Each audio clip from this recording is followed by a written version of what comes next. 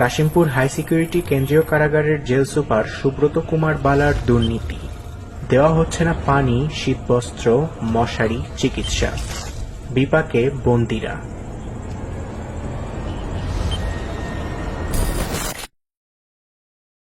হাঁটাচলার অধিকার, পানি, মশারি, শীতবস্ত্র প্রদানসহ নানা দাবিতে গাজীপুরের কাশিমপুর হাই সিকিউরিটি কেন্দ্রীয় কারাগারের প্রায় ২০০ বন্দী অনশন করেছেন ৭ জানুয়ারি শনিবার। এক পর্যায়ে তারা কারাগারের ভেতরে শতাব্দী ভবনের ২য় ও ৩য় তলায় বিক্ষোভ করেন। সকলের অভিযোগের তীর জেল সুপার সুব্রত কুমার বালার দিকে। সম্প্রতি কারাগারের দুর্নীতি নিয়ে মিডিয়ায় তোলপাড় হয়েছে। কারাগার কর্তৃপক্ষের বেশ কিছু পদে রদবদল হয়েছে, কিন্তু কোনো এক বিশেষ ক্ষমতা বলে হাজারো দুর্নীতির অভিযোগ থাকা সত্ত্বেও কাশিমপুর হাই সিকিউরিটি কারাগারের মতো স্পর্শকাতর জায়গায় বদলি হয়ে আসেন সুব্রত কুমার বালা। তিনি একজন ইসকন সদস্য, এমন অভিযোগও করেন অনেকেই। তার বিরুদ্ধে দুর্নীতি ও ক্ষমতার অপব্যবহারের অনেক প্রমাণ রয়েছে। এত বড় অভিযোগ থাকার পরেও কোনো এক অদৃশ্য ক্ষমতা বলে তিনি আবার কাশিমপুরে বদলি হয়ে আসেন। তার সীমাহীন দুর্নীতির শিকার হচ্ছে সাধারণ নিরীহ কারাবন্দীরা। অপরদিকে দাগী দেশবিরোধী অপরাধীরা টাকার বিনিময়ে বিলাসী জীবনযাপন করছে। গণমাধ্যমেও সুব্রত কুমার বালার দুর্নীতি ও বন্দী নির্যাতনের বেশ কিছু অভিযোগ উঠে এসেছে। যেমন তারা শীতের কাপড় দিচ্ছে না বলে বলেছেন, কম্বল দিচ্ছে না, তারপরে সুপেয় পানি দেওয়া হচ্ছে না, ডেঙ্গি রোগ আতঙ্ক ছড়াচ্ছে, তারপরেও মশারির মতো মৌলিক অধিকার থেকে বঞ্চিত করে রাখা হচ্ছে বলে দাবি করেছেন। মশার কামড়ে অনেক জ্বরের লক্ষণ দেখা দিচ্ছে তাদের, এমন ধরনের কথা বলা হয়েছে। তাদের ঠিকমতো চিকিৎসার সেবা দেওয়া হচ্ছে না, হাঁটতে দেওয়া হচ্ছে না, একটু খেলতে দেওয়া হচ্ছে না, এক জায়গায় আবদ্ধ করে রাখা হচ্ছে এবং বিশুদ্ধ পানি পাচ্ছে না। অন্যান্য অনেক জঘন্য মামলা আসামিদের সাথে সাক্ষাৎ হলে ৩০ মিনিটের ভিতর সাক্ষাৎ নিশ্চিত করা হয়, অথচ বলা হচ্ছে যে এই জঙ্গি নাম দিয়ে যাদেরকে বন্দী করা হয়েছে তাদেরকে সকাল 10টায় আসলে সাক্ষাৎ পাবে, তাও ৩টার পর, এমন ভাবে বলা হচ্ছে, এবং মাসে একবার করে দেখা করার সুযোগ দেওয়া হচ্ছে। জেল সুপারের নাম হলো সুব্রত কুমার বালা। আসলে তাদের মানবাধিকার লঙ্ঘন করা হচ্ছে। আপনি পানি দিবেন না, তাহলে খাবে কি? সে কি না খেয়ে মারা যাবে? আপনি তাকে খাবার দিবেন না, তাকে পানি দিবেন না, তাকে মশারি দিবেন না, এতগুলো কষ্ট তাকে কেন দিচ্ছেন? এটি তো আসলে কখনোই হতে পারে না। সাধারণ বন্দীদের উপর এমন অত্যাচার নির্যাতন করা হলেও কথিত ভিআইপি বন্দী, ক্যাসিনো সম্রাট ও দাগী আসামিরা ঘুষ প্রদানের মাধ্যমে রাজকীয় জীবনযাপন করে।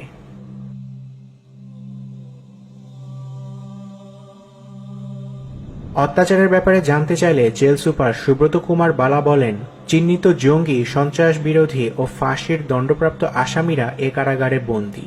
কারা কর্তৃপক্ষকে বিব্রত করার জন্য বিভিন্ন সময় তারা এমন পরিস্থিতি তৈরি করে। কারাগারে বন্দী এমন দেশদ্রোহীর সংখ্যা খুবই কম, 10-12 জন মিলে কাজগুলো করে। সুব্রত কুমার বালার নির্দেশে বন্দীদের সাথে এমন আচরণ জেনেভা কনভেনশন, মানবাধিকার এবং বাংলাদেশের কারাগার ও বন্দী সুরক্ষা আইনের সুস্পষ্ট লঙ্ঘন। বন্দীরা ভয়ঙ্কর অপরাধী, ফাঁসির আসামি, দেশদ্রোহী, কথিত জঙ্গি হলেও বিশুদ্ধ পানি, মশারি, হাঁটাচলা, চিকিৎসা, নামাজ পড়া ইত্যাদি মৌলিক চাহিদা পূরণের অধিকার রাখে, যার সবকিছু থেকেই বন্দীদের বঞ্চিত করছেন সুব্রত কুমার বালা।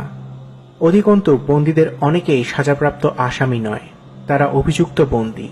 আইন অনুসারে যতক্ষণ পর্যন্ত তাদের অপরাধ প্রমাণিত না হচ্ছে ততক্ষণ পর্যন্ত তারা নির্দোষ।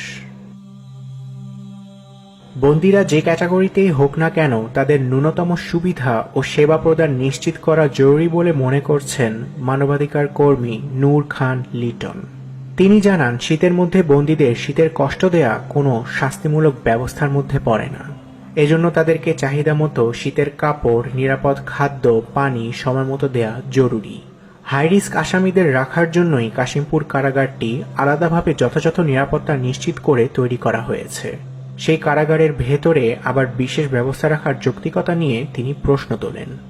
কারাগার হল সংশোধন করে মূল স্রোতধারায় ফিরিয়ে আনার জায়গা, তাই বন্দীদের বিরুদ্ধে এমন কোনো ব্যবস্থা নেওয়া যাবে না যা নিপীড়নমূলক হতে পারে।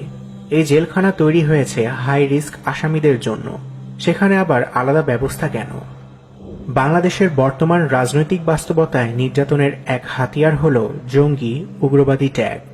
আলেম উলামা থেকে শুরু করে সাধারণ মানুষ, রাজনৈতিক ভিন্ন মতাবলম্বী সবার উপর অত্যাচার নির্যাতন চালানো, ঘুষ, দুর্নীতি, ব্যক্তিস্বার্থ চরিতার্থ সহ নানা অসৎ কর্ম সম্পাদনের জন্য জঙ্গি উগ্রবাদী ট্যাগ দেওয়া হয় গণহারে। কেড়ে নেওয়া হয় সকল মৌলিক অধিকার। পানি, মশারি, নামাজ আদায়, শীতবস্ত্র, চিকিৎসার মতো মৌলিক দাবিতে অনশন করা সাধারণ বন্দীদেরকেও জঙ্গি ট্যাগ মেরে উদ্দেশ্যমূলকভাবে ঘটনাকে অন্য খাতে প্রবাহিত করার চেষ্টা করছেন ইসলাম বিদ্বেষী সুব্রত কুমার বালা। এমনটাই মনে করছেন বিশেষজ্ঞরা। আমরা তো দেখছি আলেমুল আমাদেরকে গ্রেপ্তার করে বলা হয় যে এরা জঙ্গি। এই আওয়ামী লীগ সরকার দেখবেন তারা কিন্তু একটি রাজনীতি করে, সেটি হলো বাংলাদেশে মৌলবাদ এবং জঙ্গিবাদের উত্থান হয়েছে।